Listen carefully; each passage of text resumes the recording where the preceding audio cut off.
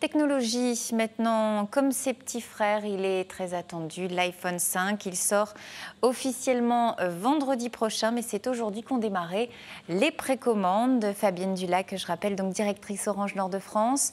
À J-7, donc ça doit être le branle-bas de combat chez Orange. Comment un opérateur se prépare comme ça à une sortie internationale mondiale ? Alors, on se prépare d'abord avec le partenaire, qui est Apple. C'est vrai que vous le savez, Apple garde très longtemps le secret de cet iPhone. Donc, on est toujours prévenu assez tardivement. Mais nous, on a préparé tout ce qui est chaîne de logistique, tout ce qui est sur le web, la possibilité de faire de la précommande, ce qu'on a commencé à faire aujourd'hui. Les boutiques, on a commencé effectivement très rapidement à former nos vendeurs. Donc voilà, il y a toute une chaîne qui se met en branle en très très peu de temps, puisque c'est un terminal qui est attendu et autour duquel il y a toujours beaucoup de secrets. Ça veut dire quoi précommande ? Il sera disponible quand finalement ? Alors, il est disponible à partir d'aujourd'hui en précommande sur le web. Donc concrètement, ça veut dire que si vous vous connectez sur iphone.orange.fr, vous pouvez précommander le terminal. Donc vous n'êtes pas débité aujourd'hui, vous serez débité le jour où vous recevrez physiquement l'iPhone chez vous, à partir du 21 septembre, mais vous pouvez désormais le réserver et le précommander. Est-ce qu'on peut aller donc le 21 septembre en boutique aussi, l'acheter ? Également, tout à fait. À partir du 21 septembre, donc c'est la date, j'allais dire, officielle de commercialisation. Et donc là, l'iPhone sera physiquement présent dans les boutiques. Et là, cette fois-ci, vous pourrez aller l'acheter dès ce jour-là.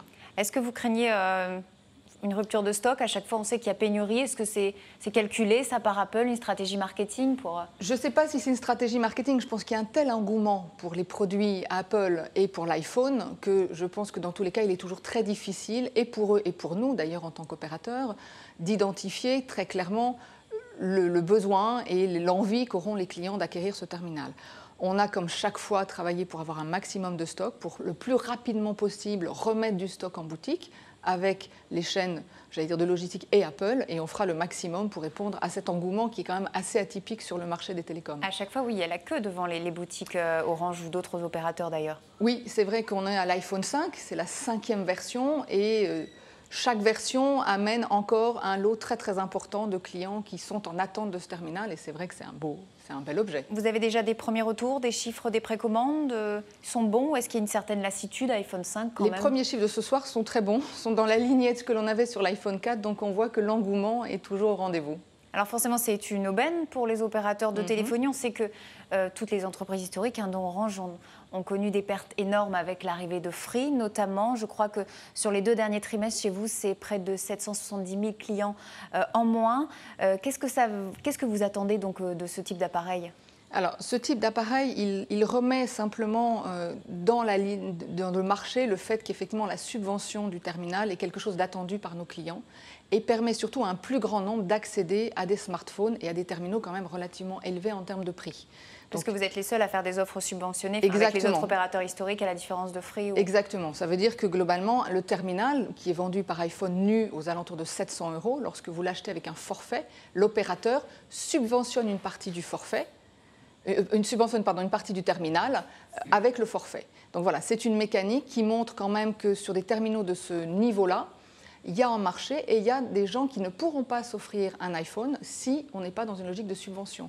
Donc les deux marchés parallèles ont raison d'exister, mais ils correspondent à des besoins différenciés. Aujourd'hui, sur le marché du smartphone, c'est toujours un marché élitiste. On en est où ? Alors, il est de moins en moins élitiste. Aujourd'hui, vous avez 17 millions de Français qui sont équipés de smartphones. Ça veut dire que ça fait un Français sur 3 qui a un terminal mobile, donc qui a un smartphone.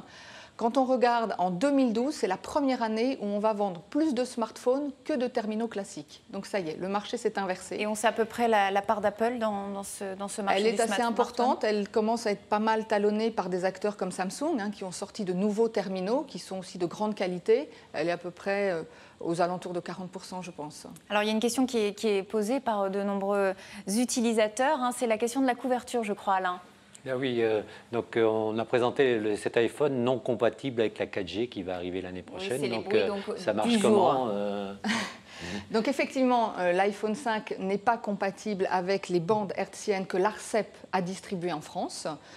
Mais ce qu'il ne faut pas oublier, c'est qu'au-delà de la 4G, il y a déjà un réseau qui est beaucoup plus puissant que le réseau 3G, que nous appelons H+, qui est déjà déployé sur 30 millions de Français. Nous avons pour objectif d'avoir déployé sur 60% de la population d'ici fin 2012. Et déjà, ce réseau permet d'aller 3 fois plus vite qu'avec une offre 3G normale.